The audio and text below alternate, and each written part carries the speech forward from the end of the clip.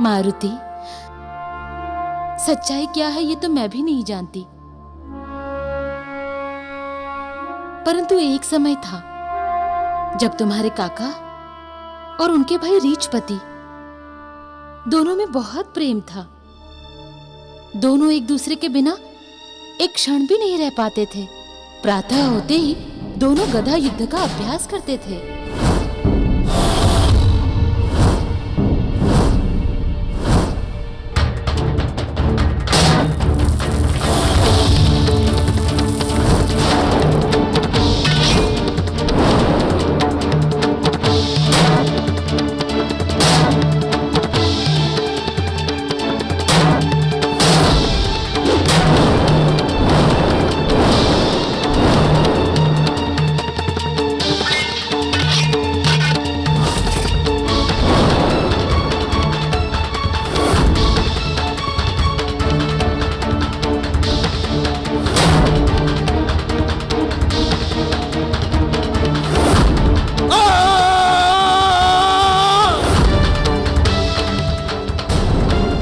क्या कर रहे हो जामुन भैया? तुम हारने वाले हो, संभालो अपने आप को। नहीं रक्षपति, आज मैं नहीं हारूंगा, आज मैं तुम्हें हराऊंगा।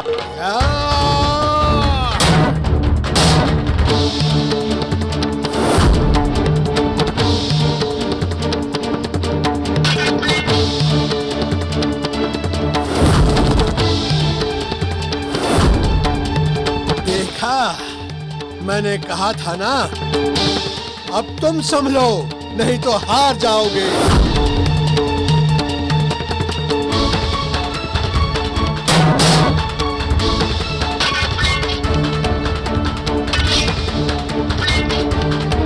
भैया, मैं तुम्हें हारने नहीं दूंगा।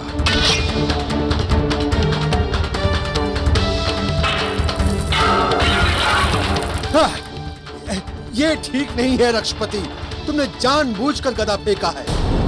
ये तो ठीक नहीं है। आज मैं जीतने वाला था। जामुन भैया, तुमने सच में आज हमें हरा दिया है। ये तो कोई बात नहीं हुई रक्षपति, तुम हर दिन मुझे जिताने के लिए जानबूझकर हार जाते हो। एक दिन मैं तुम्हें अवश्य हराऊंगा।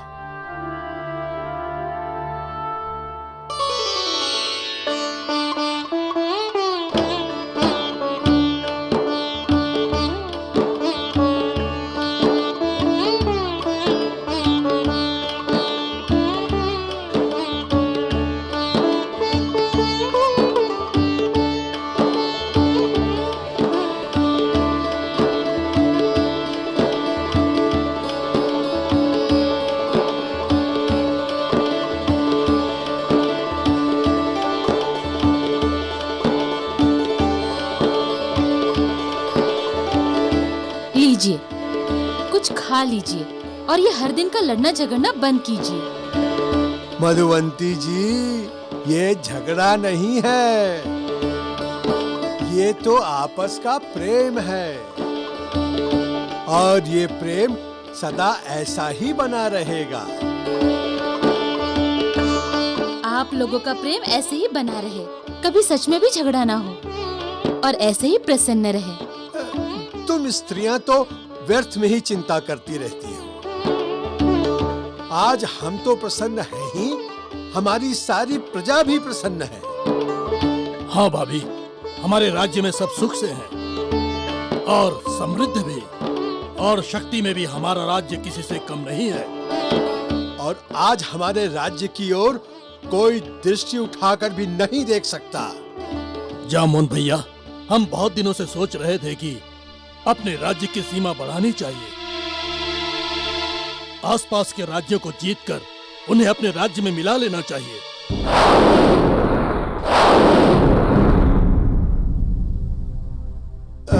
रक्षपति, ये अनुचित है। ईश्वर ने अगर हमें शक्ति दी है तो उसका प्रयोग हमें दूसरे की सहायता और मानवता के कल्याण के लिए करना चाहिए। किसी को कष्ट पहुंचाने के लिए नहीं। भैया, अच्छा राजा वही होता है जो अपने राज्य की सीमाओं का विस्तार करता है। इतिहास उसी राजा को याद रखता है जो अपने राज्य की पताका को दूर दूर तक फहराता है। किंतु रक्षपति, इसके लिए न जाने कितने निर्दोषों को अपने प्राणों की आहुति देनी पड़ेगी। प्रजा को न जाने कितनी हानि उठानी पड़ेगी। ईश्वर ने हमें जितना दिया है वही पर्याप्त है। इसके लिए हमें ईश्वर का धन्यवाद करना चाहिए। महाराज की जय हो। क्या हुआ मंत्री जी, आप एकाएक यहाँ? कोई विशेष कार्य है? हाँ महाराज, एक बुरा समाचार है।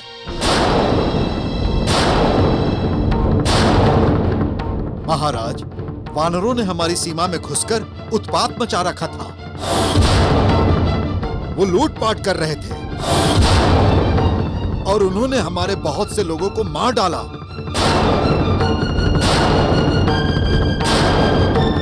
इसीलिए महाराज, हमने उन सभी वानरों को पकड़कर बंदी बना लिया है। हाँ? वानर उत्पाती होते हैं, किंतु इनका साहस इतना बढ़ गया कि हमारी प्रजा को मारे। अब इनको दंड देना ही पड़ेगा। चलो।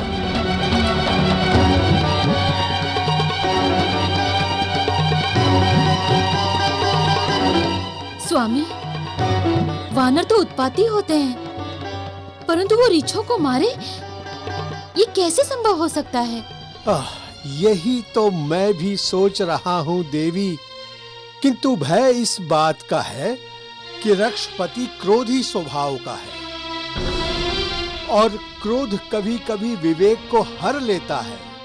हमें आशंका इस बात की है कि किसी दिन रक्षपति क्रोध में आकर कोई अनर्थ न कर बैठे।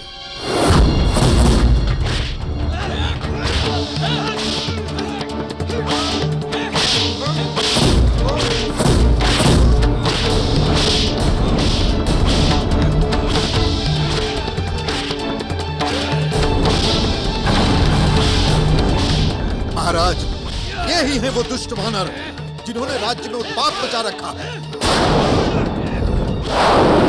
सीमा पर रहने वाली प्रजा त्राही त्राही कर उठी है महाराज। नहीं महाराज, हमने कुछ नहीं किया, हम पर दया करो, हमें मत मारो। नहीं महाराज, नहीं महाराज।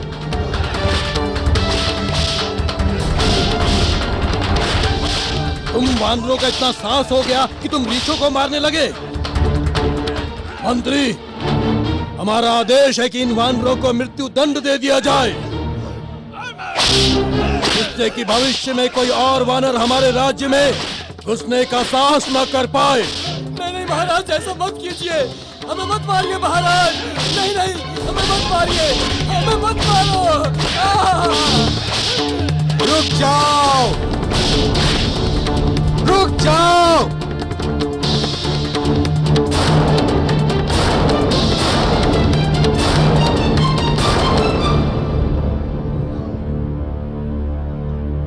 रक्षपति, ये तुम क्या कर रहे हो?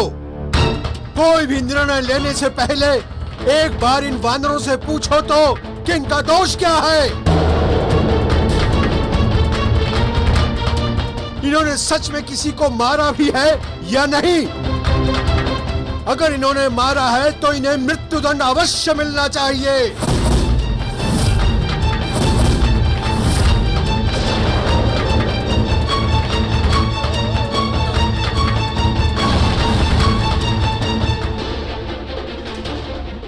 महाराज, अब ये अपने मुंह से क्यों कहेंगे कि इन्होंने किसी को मारा है?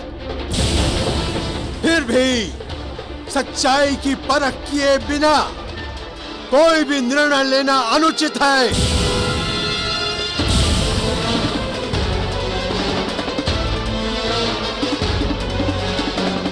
वानरों, सत्य बताओ, क्यों तुम्हें बंदी बनाया गया है? क्या तुमने हमारी प्रजा के साथ लूटमार की है?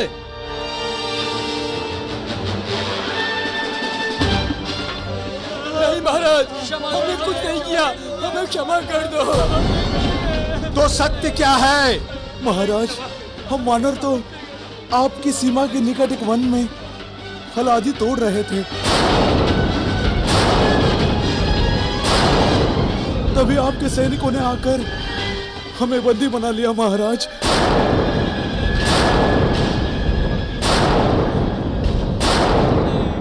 महाराज, कुछ दिन पहले हमारा वहाँ एक रीछ मरा पाया गया था, उसे भी इन्होंने ही मारा होगा। ऐसा तुम कैसे कह सकते हो कि उस वृक्ष को इन्होंने ही मारा था?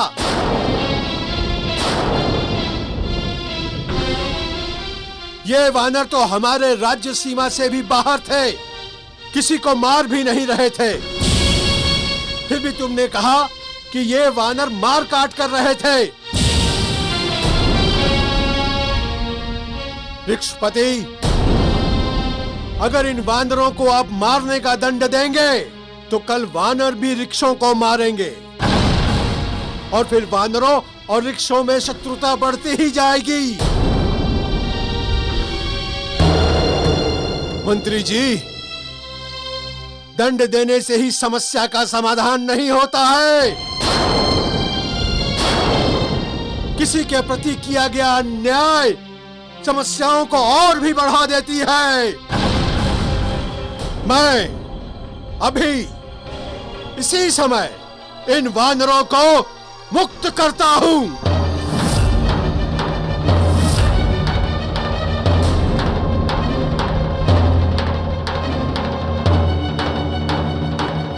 जाओ, तुम लोग अपने प्रदेश में जाओ, जाओ, जाओ।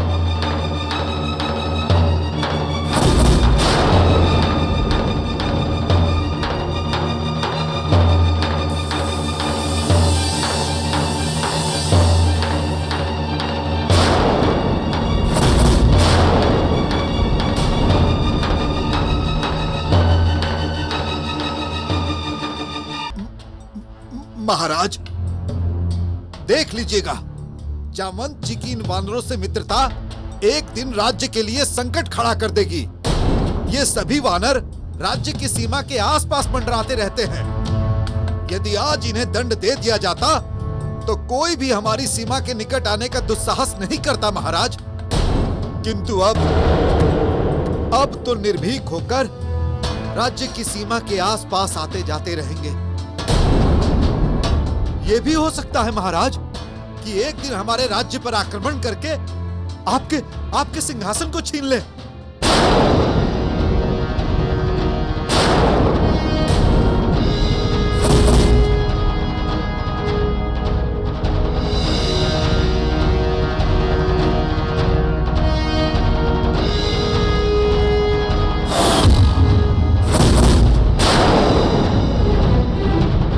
जब तक इन भाइयों में एकता रहेगी, जब तक ये प्रेम के बंधन में बंधे रहेंगे, तब तक मुझे इस राज्य का सिंहासन नहीं मिल सकता। सबसे पहले मुझे इन दोनों भाइयों के प्रेम के बंधन को तोड़ना होगा। इन्हें किसी भी प्रकार एक दूसरे से अलग करना होगा और वो एक दिन अवश्य आएगा, अवश्य।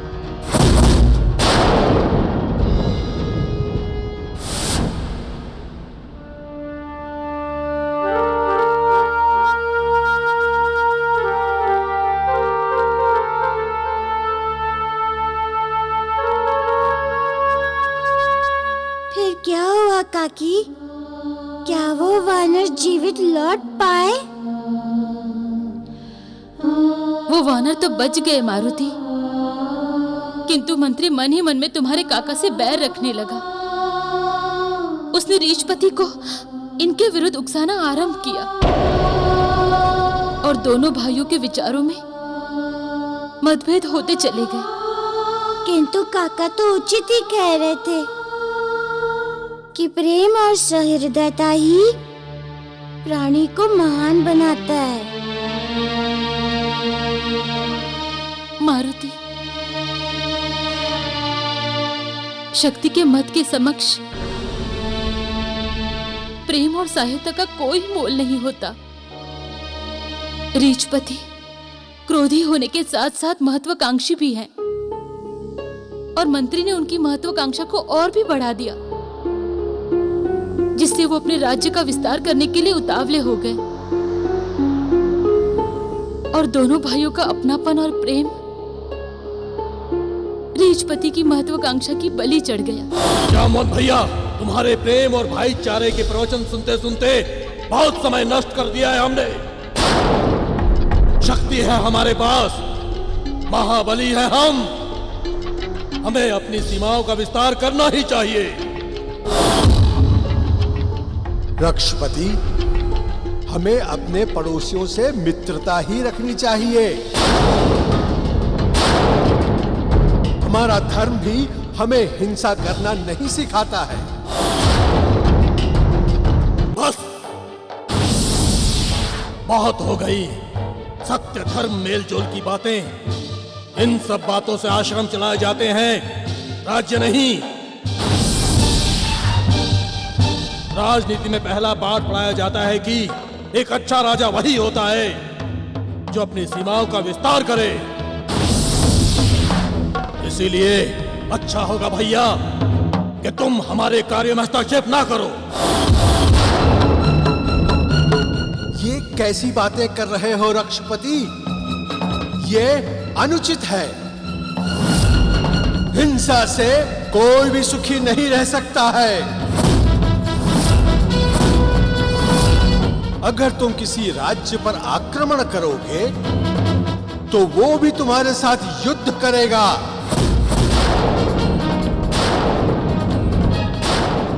और हमारे सैकड़ों निर्दोष सैनिक मारे जाएंगे। वीर जी ने मरने की नहीं सोचते जामन भैया। हमें कायरता का पाठ मत पढ़ाइए। हम राजा हैं और जिस राजा का राज्य जितना विशाल होता है वो उतना ही महान राजा कहलाता है।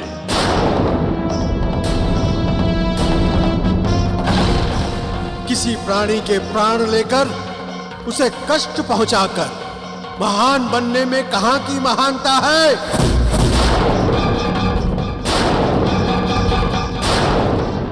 मानवता, प्रेम और सहृदयता से ही प्राणी महान बनता है।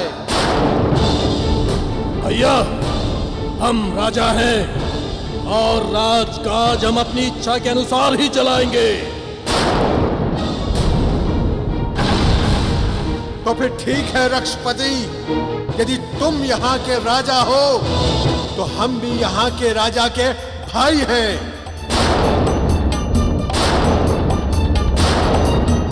आज हम भी ये वचन देते हैं कि जब तक यहाँ रहेंगे कोई भी ऐसा कार्य नहीं होने देंगे जिससे किसी भी प्राणी का कोई अहित हो।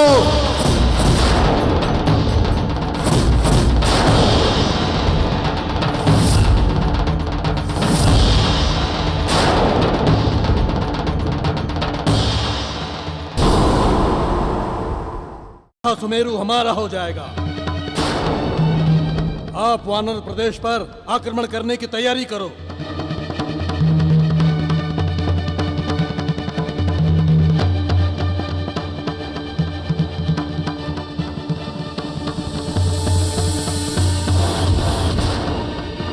जामवंत, तुम इस राज्य में रहोगे तब इस आक्रमण को रोक पाओगे। मैं तुम्हारी ऐसी स्थिति करूंगा कि तुम रीच प्रदेश में पैर रखने योग्य भी नहीं रहोगे। दोनों भाइयों को अलग भी तो करना है, नहीं तो कौन जाने कब तुम दोनों का प्रेम जाग उठे।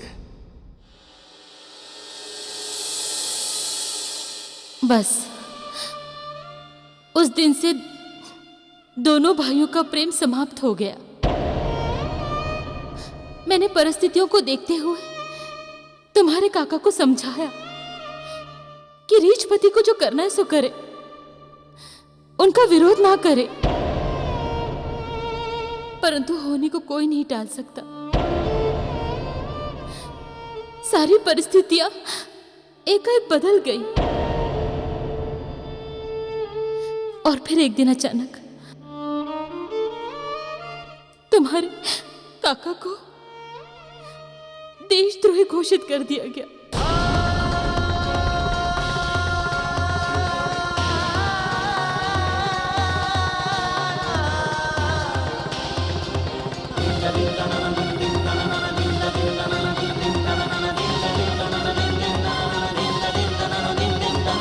अवश्य ही काका के विरुद्ध षड्यंत्र का बहुत बड़ा चक्रव्यूह रचा गया है और काका उसमें फंस गए। मैं उस चक्रव्यूह को अवश्य तोड़ूंगा।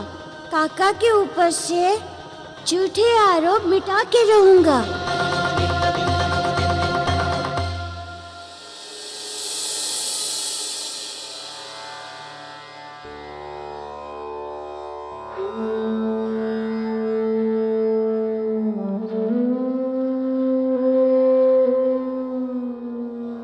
प्रभु, आप अवश्य ही है ऋक्ष प्रदेश में अपनी काकी के पास।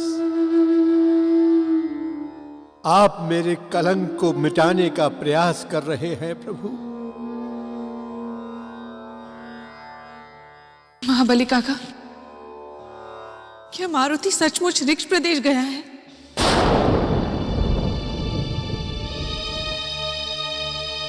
लगता तो ऐसा ही है अंजना,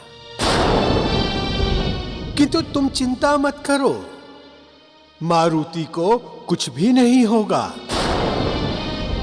वो पूर्णतः सुरक्षित होगा।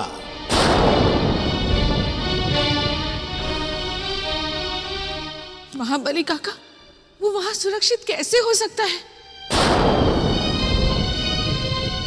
मेरा मारुति अकेला ही रीछों के राज्य में है और वो तो वानरों को अपना परम शत्रु मानते हैं।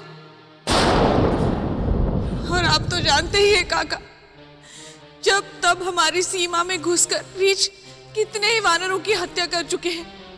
वो मारुति को भी नहीं छोड़ेंगे। कुछ कीजिए महाबली काका, कुछ कीजिए। शांत हो जाओ अंजना, हमारे मारुति को कुछ नहीं होगा।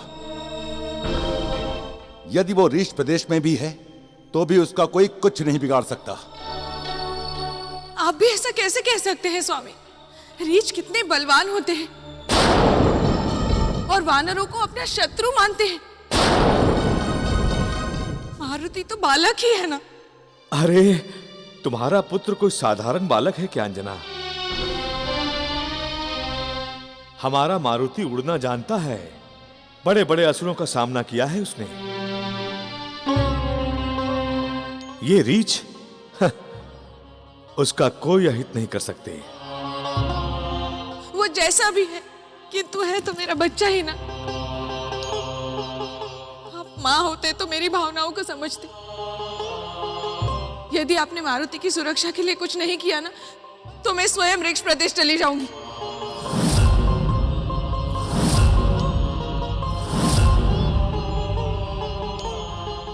अंजना, काका, वो कौन सा भेद है जो आज तक आप अपने मन में छुपाए बैठे हैं और कभी हमें कुछ नहीं बताया? देखिए जामवंत जी, यदि कोई दुख है तो बताइए ना। हो सकता है कि हम ही उसका कुछ कर सके। अब मैं क्या बताऊं आपको कि मेरे दुर्भाग्य ने मेरे साथ कैसा कैसा खेल खेला है। जामवंत जी, पुरानी कहावत है, सुख बांटने से बढ़ता है और दुख बांटने से सदैव घटता ही है। जामवंत जी, आज आपको बताना ही होगा कि वो कौन सी पीड़ा है, कौन सा दुख है जो इस प्रकार आपको अंदर ही अंदर खाए जा रही है। बताइए ना जामवंत जी। कुंजर जी, मुझ पर देशद्रोह का आरोप लगाकर मुझे देश से निष्कासित कर दिया गया था। पत्थरों से मार मार कर ऋक्ष प्रदेश से निकाल दिया गया था। और सबसे बड़ी दुख की बात तो ये है कि मेरी पत्नी ने भी मुझे देशद्रोही ही समझा।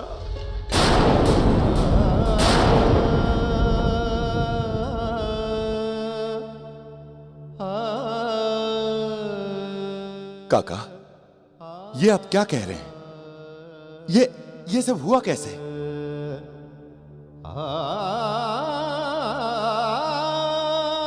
मेरा भाई रक्षपति अपने राज्य के विस्तार के लिए वानर साम्राज्य पर आक्रमण करना चाहता था।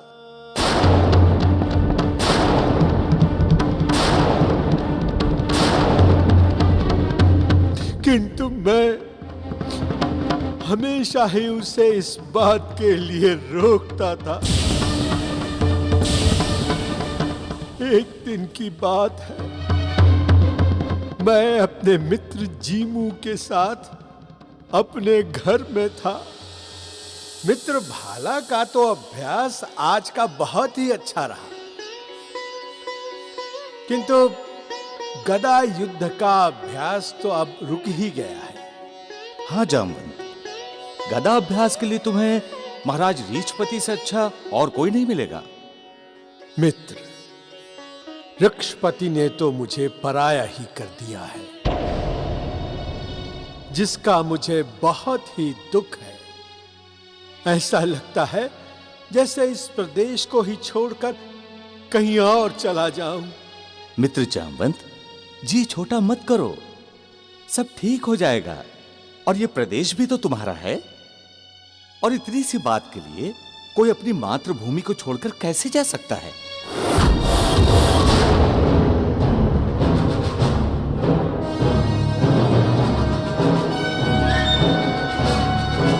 प्रणाम जामवंत जी।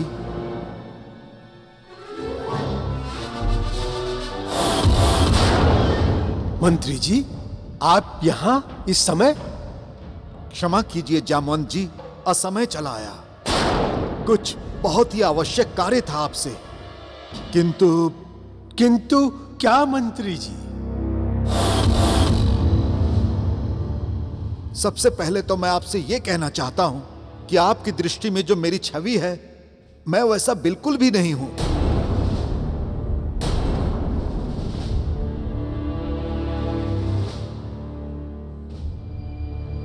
आप बहुत ही सहृदय हैं, मैं आपका सम्मान करता हूं। यदि आपसे कभी कुछ अपशब्द कहे हो तो मुझे क्षमा कीजिएगा। मैं भी आप ही की तरह सभी की सहायता करना चाहता हूं, किंतु महाराज रीछपति के आदेशों में बंधा होने के कारण मैं कुछ नहीं कर पाता।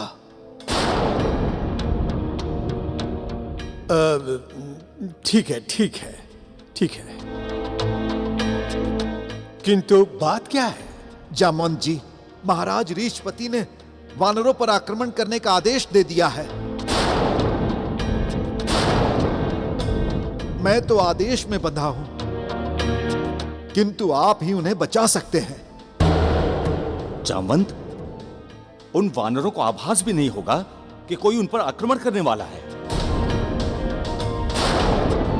वे तो अपने दिनचर्या के कार्य में व्यस्त होंगे, और यदि ऐसे में आक्रमण हो गया तो सहस्रों निर्दोष मारे जाएंगे। इसीलिए तो आपके पास आया हूं। अब आप ही उन निर्दोष वानरों की रक्षा कर सकते हैं। मंत्री जी, आपने अच्छा किया जो यहां चले आए। आप चिंता मत कीजिए, हम ऐसा कुछ भी नहीं होने देंगे। धन्यवाद जामवंत जी, प्रणाम। जामवंत, जाल बिछा दिया है हमने। पंछी यहां से उड़कर सीधा उसमें फंसेगा।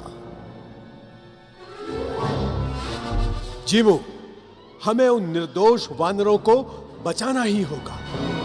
शीघ्र चलो, आक्रमण होने से पहले हमें वानर प्रदेश पहुंचना ही चाहिए। हाँ, चलो।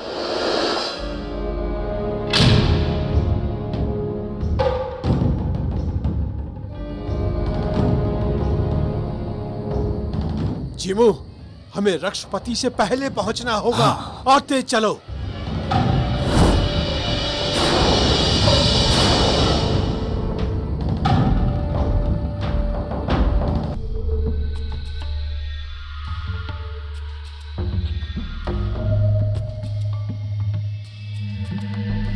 प्रणाम। हाँ हाँ हाँ, हमें अंदर जाना है, एक आवश्यक सूचना देनी है।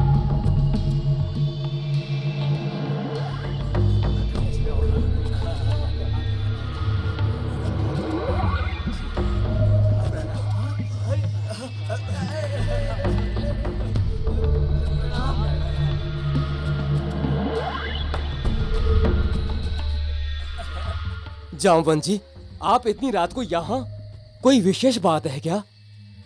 मैं आप सबको सचेत करने आया हूँ कि रक्षपति आप सभी पर आक्रमण करने वाला है। इसलिए यथाशीघ्र आप लोग यहाँ से कहीं और चले जाएं। नहीं जामवंत जी, ये हमारी धरती है, हम यहाँ से नहीं जाएंगे, सामना करेंगे उनका। ओह, तुम रक्षपति की शक्ति से परिचित नहीं हो। उनके सामने तुम सब 2 पल भी नहीं टिक सकते हो। उचित यही होगा कि यहाँ से कहीं और चले जाओ और जाकर अपने महाराज को सूचित करो। आप उचित कह रहे हैं जामवंत जी, हम यहाँ से चले जाएंगे। इस बात को बताने का आपका धन्यवाद। हाँ हाँ, जाओ जाओ जाओ। आज तो ये वानर बच गए, किंतु ये कब तक ऐसे ही भागते फिरेंगे? हम अभी जाकर रक्षपति से इस विषय पर बात करते हैं। हाँ चलो।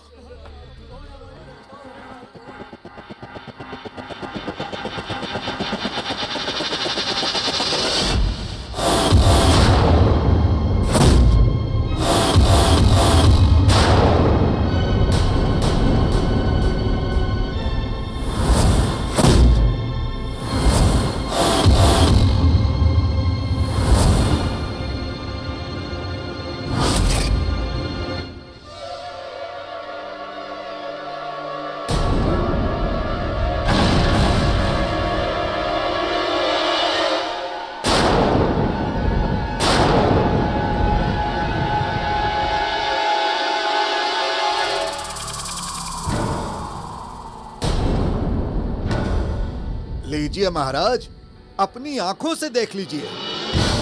हमारे जामवंत जी वानरों के कितने बड़े हितैषी हैं। इन्होंने हमारे आने की सूचना वानरों को पहले ही पहुंचा दी, जिससे कि वे सुरक्षित स्थान पे चले जाएं। मंत्री, ये क्या? चिल्लाइए मत जामवंत जी। महाराज, यह तो सरासर देशद्रोह हुआ। इन्हीं के संरक्षण के कारण जब तब हमारे राज्य में वानर आकर लूटपाट करते रहते हैं। हमारी प्रजा को मारते हैं महाराज। आपने ठीक कहा है मंत्री जी। हमें तो अभी तक विश्वास नहीं हो रहा है कि ये ऐसा भी कर सकते हैं। सैनिकों, बंदी बना लो इन्हें। ये देशद्रोही हैं। ये देशद्रोही हैं। ये देशद्रोही हैं।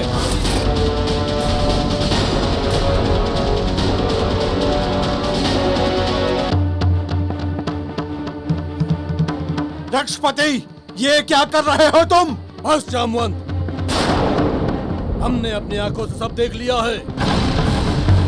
कल प्रातः हम इसका न्याय करेंगे।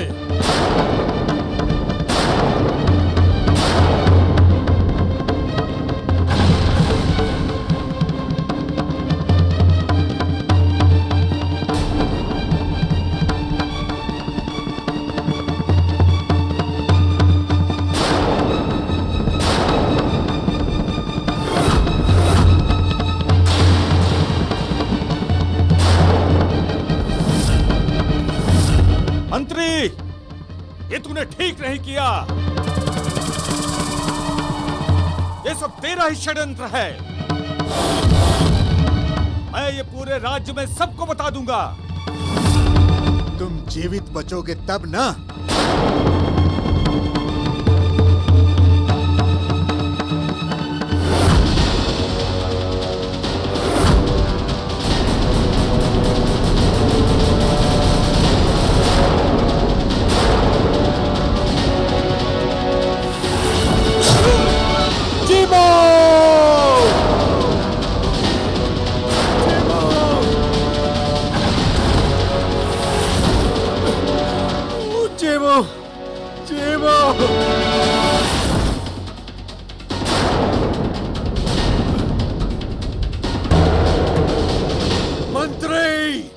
ये क्या किया तुमने? तुम्हारा मित्र तुम्हें देशद्रोह करने से रोक रहा था, इसीलिए तुमने उसे मार डाला। देखो, देखो तुम्हारा भाला।